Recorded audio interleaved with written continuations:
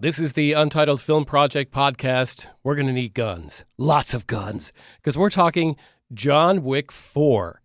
Legendary hitman John Wick takes the fight to the high table as he tries to break free of their clutches, but the price on his head gets higher as the high table forces his former friends and colleagues to hunt him down.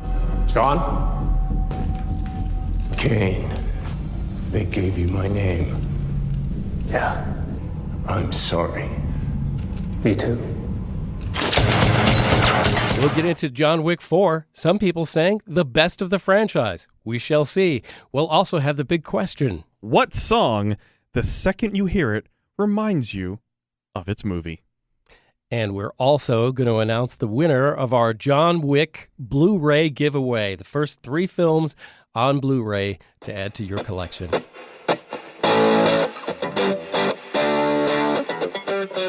John Wick, Chapter 4, Initial Takes. Let's start with Jeremy Gober. Let's start with me because I have a unique story about this movie.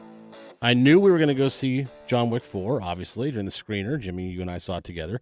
And I happened to be home alone for that week. My wife and son went up to Ohio to visit her parents. And so I was like, okay, I'm gonna catch up on some movies. Knew I was going to go see John Wick 4. I'd only saw John Wick 1, but I'd only gotten through about, I'd say 3/4 of it. It was okay, but it wasn't that great. I wasn't really interested. My mind was elsewhere. So I sat down. Okay, I'm committing to watch at least the first one. That'll give me some background when I go see 4. And I enjoyed it. Nothing to write home about, but I was like, okay, held my interest. Let's just start 2 and see what happens. Mm-hmm. I watched 2 all the way through. I was like, all right, that's pretty good. You know what? Let's just start 3 before I go to bed. And I got through all 3 within 24 hours of seeing 4. Yes. So they were fresh. Right. And I can tell you, 4 was the best of the 4. I thought it was tremendous. So a movie that I started off, a franchise, that I started off being like, yeah, it's mindless action. It's okay. I like a little story in my action. The only mind is on the floor because it's been blasted through. Well, that's a good point. And that's where I felt mine was with the first movie. It's a pretty simple story. It was pretty simple. Don't F with his dog. Yeah, exactly. I know. And that's a good point. That's actually another reason I didn't get through the first one. Is because I know this dog dies early, but I couldn't get past a dog dying. The image of a dog dying, especially in that manner. And I'm a dog guy. I do not watch dog movies typically because of bad things happening, and it wrecks me for Homeward weeks. Bound, though, is a good, that's a great dog movie. I prefer Milo and Otis, but that's just me. Okay, I'm just saying. And by the way, if you had Milo and Otis on your bingo card, congratulations. Or Homeward Bound, for that. That's true. It's a good point. Turkey. But you're not watching Marley and Me because you know how it ends. I'm not watching Marley and Me. No, I'm not watching Marley and Me. That's out of the question. Anyway, long story short is I loved John Wick 4. I thought it was the best of the 4 movies, even though it was the longest. And I felt that. I felt the length of it for sure, but I still had a great time in the theater. I thought by all accounts that this movie franchise would and should be dead at this point. I mean, with a headshot to the skull. Exactly. No, a gun thrown at it. That's true. Yeah, exactly. And I liked the original John Wick. I kind of appreciated the simplicity of it. So I went into this thinking, wow, they're really going to have to up their game. And from the opening shot through the end of the movie, I thought they did. This movie was terrific. Keanu Reeves, I don't know if he just got a glamour title as a producer on this one, but there were several producers on this movie. It needed to up its game, and that's how these movies work. You've got to show me something new, you've got to show me something beautiful, and I've got to be invested. And I was all 3 of those. So I just enjoyed this movie so much. And in fact, a lot of it I thought was just plain gorgeous. I'll get into it more in depth. Justin Bradford, what'd you think? John Wick 4 is action movie, samurai movie, Western movie, perfection. Perfection? Perfection. Not personified. Perfection. No, it's perfection. Holy crap. Because I've heard that a lot. I've heard masterpiece thrown out a lot. It's a masterpiece in those elements of film because of how they're able to draw from all 3 types of films. And we know, I mean, there's crossover between all 3 types, right? Sure. You have action in all those, but when you have your different standoff scenes, they're very Western. Even the music mimics Western in some of these standoff scenes. And then you have your certain fight sequences that are 100% samurai, which is another type of Western as well. And then you have your pure action sequences that are fully choreographed fight sequences, amazing stunt work, Right. all those types of things. Cars, thrown together. motorcycles. Cars, you're diving between vehicles and you're getting hit by vehicles, or on the stairway scene, all these types of Yep. things that are action sequences or with little dialogue, but just kill them. Everybody keeps coming. But it's perfection in how it personifies all three of those genres because it does it so well, and you can tell they're so hyper aware of what type of movie they are and what they're presenting to the audience and what the audience wants. This whole series of John Wick films gives the audience exactly what they want. They're giving them lore, they're giving them action, they're giving them minimum dialogue, but just enough character building to where you feel connected to John Wick and what he's fighting for with very little dialogue. You understand his character, what he stands for, what he's fighting for, all of that. You know who he's up against. You know who the bad guys are. It feels like a video game in essence of those earlier first-person shooters, too, with some of the overhead views. The cinematography I loved, and Gover is fanatically pointing at his computer screen. We were saying the same thing. I love that so much. Yeah. To where the overhead views, it almost feels like, Zelda as well. Yeah. And you're playing that and you're going between the different rooms, Yep. but then it just fades down into the three-dimensional world. So much of this, but also in the first-person shooters where you have to get through certain waves. Whether you're playing Star Wars Battlefront or any shoot 'em games, you get the first waves of henchmen that come in. Okay, you're done with that level. Okay, and then you got to get the next wave, and then it upgrades again, and then you have your big bad, and then you go to the next level. Then it gives you some story. I love that because it keeps you fully in tune with what's going on. You're in and you're dived into the story so much, and then it pulls you back. You build a little bit more, the story moves on, and then you jump right back in. And this one especially, because the way they finalize at least the John Wick part of this, there's closure coming as well, and they're building to that. That's overall why I say it's perfection, because you get so much story within three genres of film within one, and I absolutely loved it. I think the lack of dialogue in this case helps make Keanu Reeves a more mythic figure. 100%. Where you can say, oh, he's not the greatest actor and, he just delivers his lines. But he's earned that right that we give him now to okay, just give me those lines and give it to me in the most Keanu way you can. And I'm happy. The same thing we do with Nicolas Cage. You know what I mean? There's some things like, okay, that he's over the top ridiculous or something like that. But we have given him the license to do that and we want it. And that's what I got out of Keanu Reeves in this movie. Let's go deeper into John Wick Chapter 4. Jeremy Gover. What do I love? You guys know me well enough to probably answer this question. The listeners might even too, if they've listened to the show for any length of time. What is the number one thing I look for when I go see an action movie? Cool new ways to kill people. That is correct. Creative deaths. Thank you, Jimmy. Sound the winner alarm, because that's exactly the correct answer. Creative deaths. I've seen my fair share of action movies. I know what impresses me and what doesn't. But the bottom line of every action movie, and I'm not talking about superhero movies. I'm talking about just action, True Lies. Yep. Right? Of course he has to bring up True Lies. Well, and yeah. he wants the remastered edition of it. You brought it this time. I didn't have to do it this time. This is how good it's working. He's doing it for me. James Cameron, please, God, just approve the True Lies. So I've seen everything. Or at least I think I've seen everything. So when I go see an action movie, which is just killing and action, I want to see something I haven't seen before. This gave it to me. In the fourth edition of this franchise, I still got new and interesting ways to kill people, and I give it full props for that. As established in the first three films, John Wick is one of the most accurate shots ever. Yet in the opening frame, he misses a guy by 7 feet.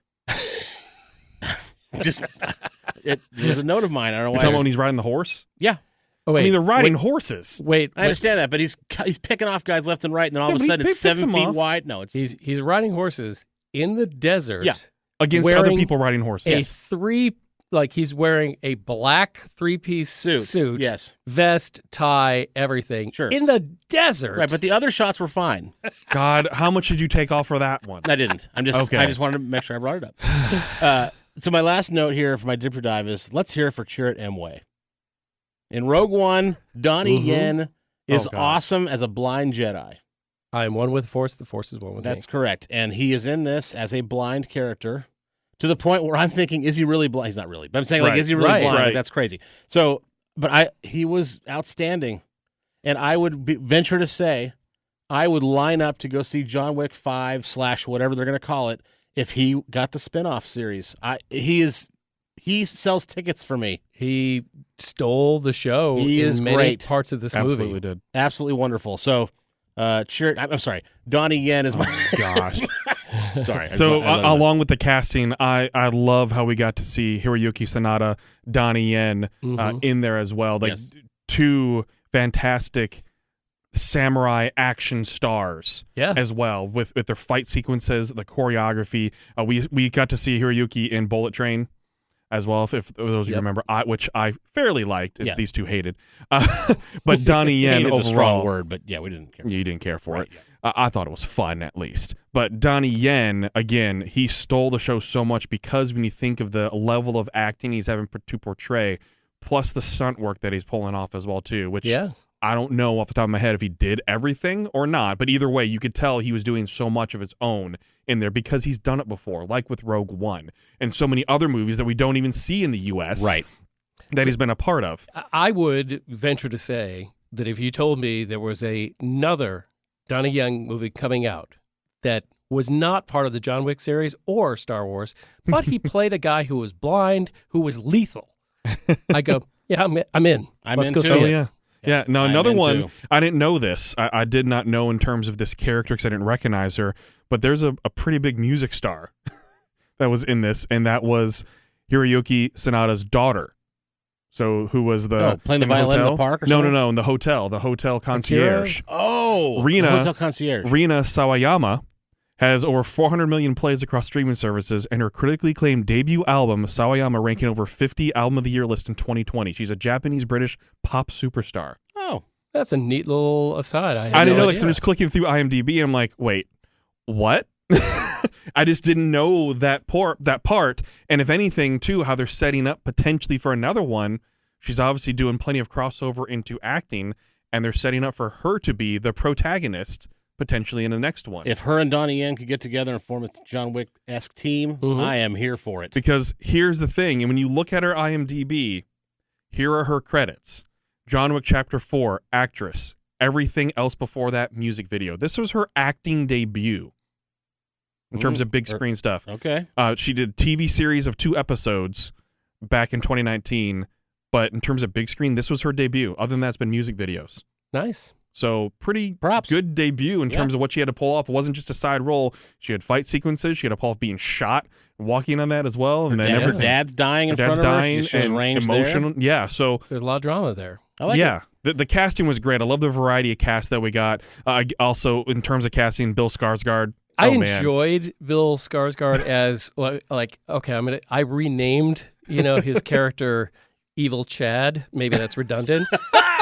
But he kind of had, kind of a toxic bro, rich boy, persona. But also brutal. And very brutal. Whew. And, he would say some evil line and that would, make you, oh, yep, that's right. He's a scary guy. Mm-hmm. And then he would walk off out of the scene. And it happened over and over. I'm like, oh, man, that Chad. He's got to get that Chad. And I liked some of the unexpected stuff, like when he's basically making Mr. Nobody Tracker. Oh, yes. When he's making him basically take an oath to him, and then he stabs him in the hand and says, you can either pull the knife out or, pull your hand back. That was great. That was great. Like, that's a brutality type of thing to where it's like he's not going to F around. We were squirming in the seats. Yeah. I was. It was big time. Yeah. It was impactful. Yeah. So in terms of villain, I like that as well, but then also like the twist at the end too in terms of how they got him back. But I wanted to throw this out in terms of dog. We saw kind of the callback to John Wick 1. Mm-hmm. Yep. Don't mess with his dog. And when John Wick saves Mr. Nobody's dog instead of killing him, he had the choice. Yep. How that little moment right there, I was like, oh. That was the moment. Well done. I'm like, I liked it. And then how he remembers that too in the callback to that and flipping that up. Yes, I like those little callbacks. Looking forward with this too, what do we think's going to happen? They set it up with a post-credit scene? I'm not ready to go there yet. Are we seeing this as a bigger thing, or is it they were originally going to film this movie along with John Wick 5. Right, that's what I remember. They were going to do yeah. them back to back, and they didn't. They kind of put everything into this movie. About 3 hours long, right? Yeah, it is a 3-hour-long movie.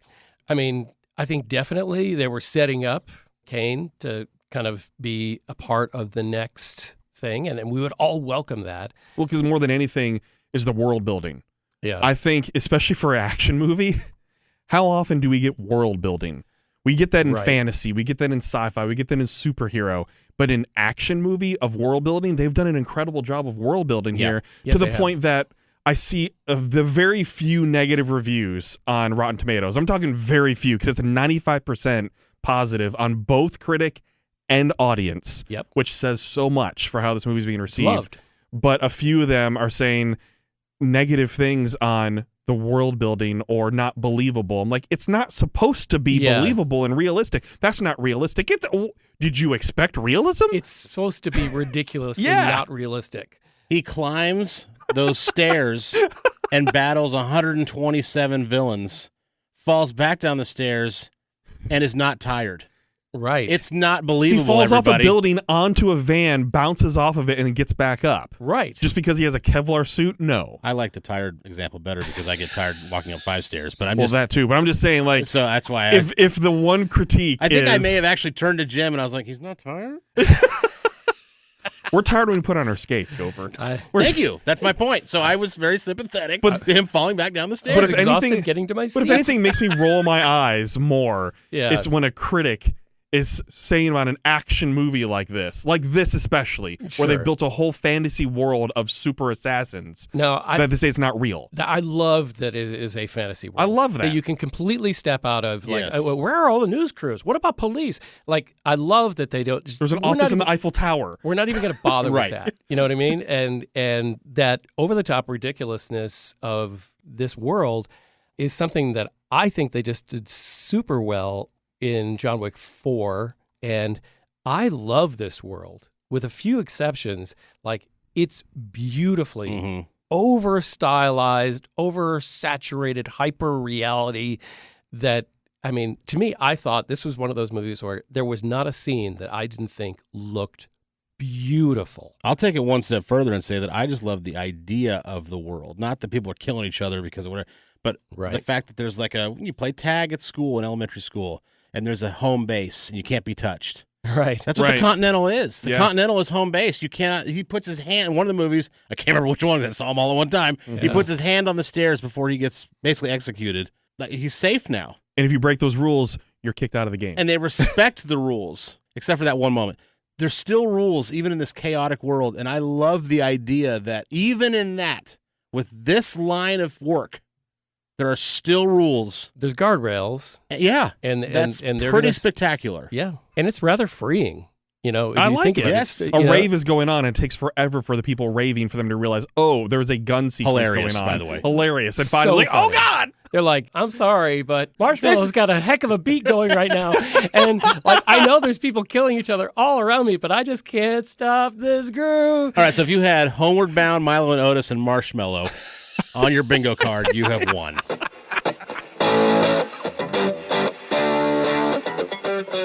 All right, it's time to score John Wick Chapter 4. Jeremy Gover. You guys, this is the best of the 4 films. I could never figure out, there were some bad parts, though. I could never figure out the direction of Mr. Nobody. Right? Was he there to kill John Wick, or was he there to help him? And I asked that pretty much every time he was on film. He's on screen. That's a good and a bad thing, right? The good part, of course, is you don't really know what his motivations are. But on the other hand, I feel like I was never told, even at the end, even when John Wick saved his dog and he kind of looked at him like, oh man, thanks for doing me a solid. But he still continued to show up places. And he kept calling about, he wanted the ransom higher. And then he's like, no, it's not high enough yet. I never understood what his end game was, I guess is what I'm saying.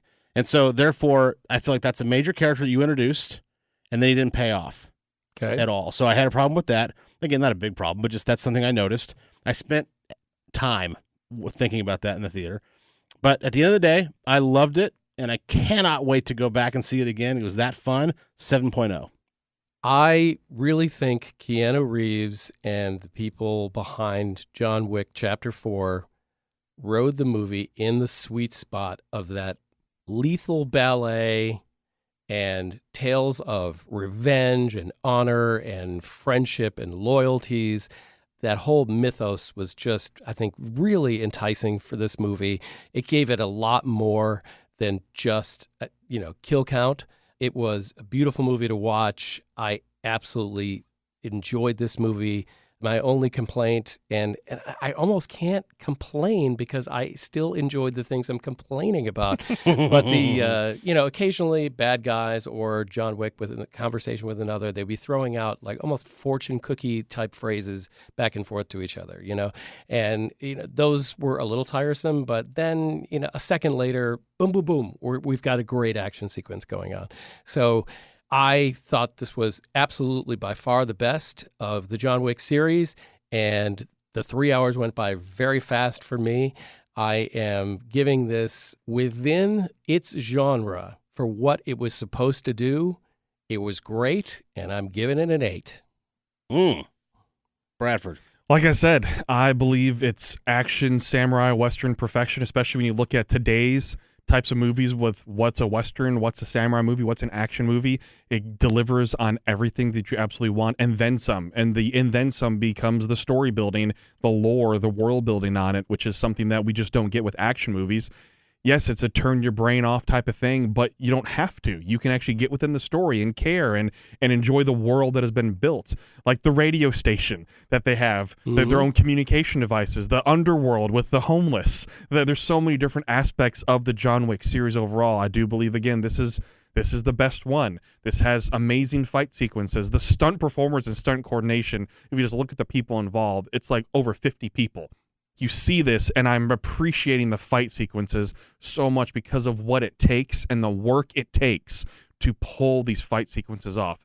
It's incredible because how many movies have one or two really good fight sequences? I mean, Shang-Chi has that incredible bus scene, right, which took them forever to film. Yeah. And it's fantastic. The John Wick films have that on steroids 5 or 6 times in a film. And a lot of times those are in scenes that aren't cut. Right. There's no edits. Right. So you're seeing exactly how they had to do it over a period of time. It's just not a quick edit. Like they had to get a perfect take on all those 1,000 moves that are probably in that fight sequence. It's incredible. It's incredible to see. And when you see it come together on a film, where sometimes you might be looking like, okay, how'd they do this? How'd they do that? Because sometimes out of the critical eye, we're trying to see how things are done, even in a first time, and a second time, even more so. But what I enjoyed, too, is the casting on this and getting those supporting acting roles of some big stars in the Asian film industry as well. I loved that so much. And the way they're able to tie it all together, let him have his moment, similar to how Bond had his moment in Daniel Craig's final film, letting John Wick have his moment in the final of this series that we believe. I loved that so much. So in the entire movie, I wouldn't say I was smiling, but I was enjoying every bit of this film, even the parts that weren't action sequences, the parts that were leading up to the next action sequence or leading up to the end, knowing closure was coming and how they were going to wrap things up. I know it's difficult, but with how much I loved it so much, I have to give it a 9 because there's really few things that I can take anything off of. And to be fair to my view, it's a 9 for me. It's a fantastic action film. Fair enough. When was the last time, you guys, that a fourth movie of a franchise was deemed the best? How many fourth movies have there been? No, has that ever happened? Well, we know Indiana Jones' Crystal Skull doesn't exist. So Okay, yeah. I Do we doubt know? it has. I doubt it's happened. I don't think it's ever happened. I don't think there's any movie that's This is a culmination, too. Like, this is a great culmination with how they did it. They approached it, I think, the right way. Sure, but a lot of these 4, 5th installments of the series, of franchises are cash grabs. We've seen it with Scream. We've seen it with Halloween. We've seen it with those are both horror movies, but a ton of people go see those movies and they make a lot of money. Yes, but nobody afterwards goes, "Yeah, that was the best one." That's right. Well, let's look at the Fast and Furious series. Oh God, here's this one. I can't say it straight. Sorry, okay, that's enough. My favorite is 23.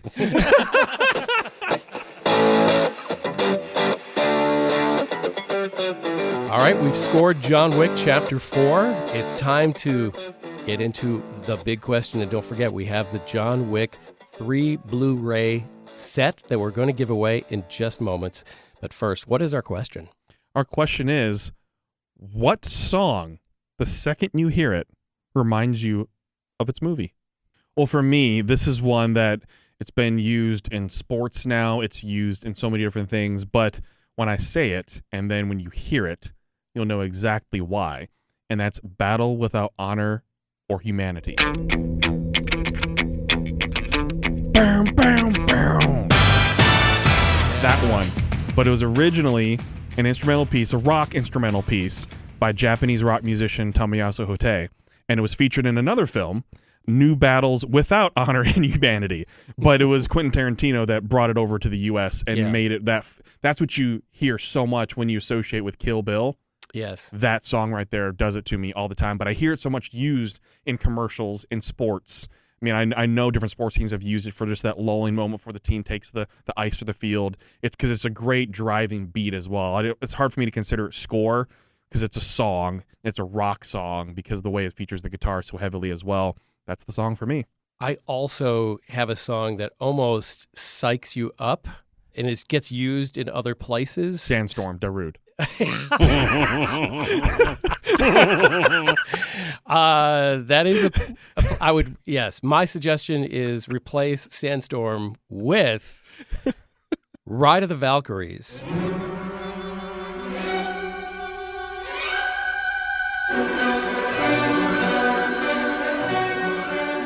From Apocalypse Now. Yeah. Basically, the helicopter's coming in to save the day, and it's the cavalry. It's a lookout. It is what songs do to change people's motivations in war or competition or anything. Hearing that beautiful piece of classical music cranking out of the speakers of helicopters that are just going to, I mean, it's psychological terror right there as they're trying to do. But it soars, and like there's just something about that all of a sudden my blood pressure goes up in all the best ways. So Ride of the Valkyries, love that. That's awesome. I have I think you guys took it the same way, but I want to make sure that I explain how I took this question, which is that I eliminated anything musical score wise. So I eliminated Jaws, right, Star Wars, Imperial March, all that. I'm talking about pop music. Okay, so so that's how I took it. But I went still a little left of center. I could have went with Footloose from Top Gun, or Footloose. Footloose from Top Gun. Sorry, that got my wires crossed. Right, the Footloose is another one you could put. Danger Zone. Sorry, in Top Gun, Chariots of Fire from Chariots of Fire. Of course, you hear those and you think, oh, like I'm brought back to the movie. Yep. But I went personal, and I went with Minefields by The Prodigy from the first Matrix movie.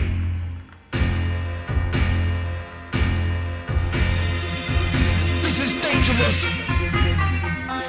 Open up your head, feel the show shot.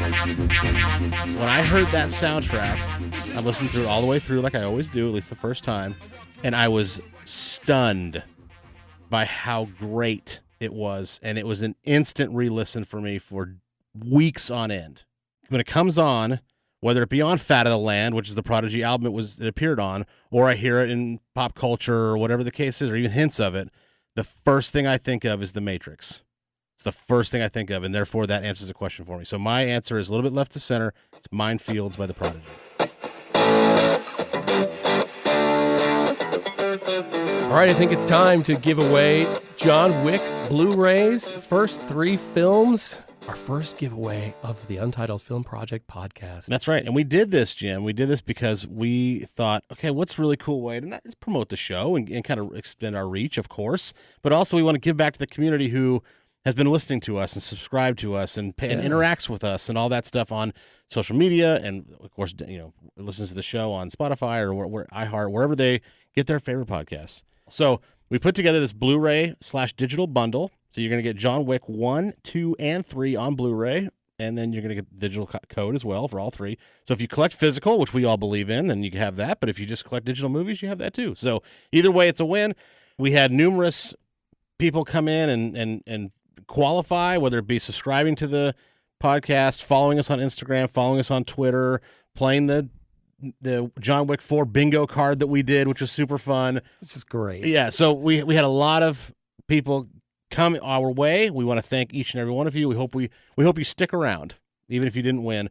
Our winner at random is Bill Norris. You can follow him on Twitter at BNCHILE. I believe that's BN Chile, as in like Voodoo Child. 44444 on Twitter. He's from Eugene, Oregon. Bill, we appreciate it, and Bill congratulations. Norris? From Oregon? Yeah. He owes me money.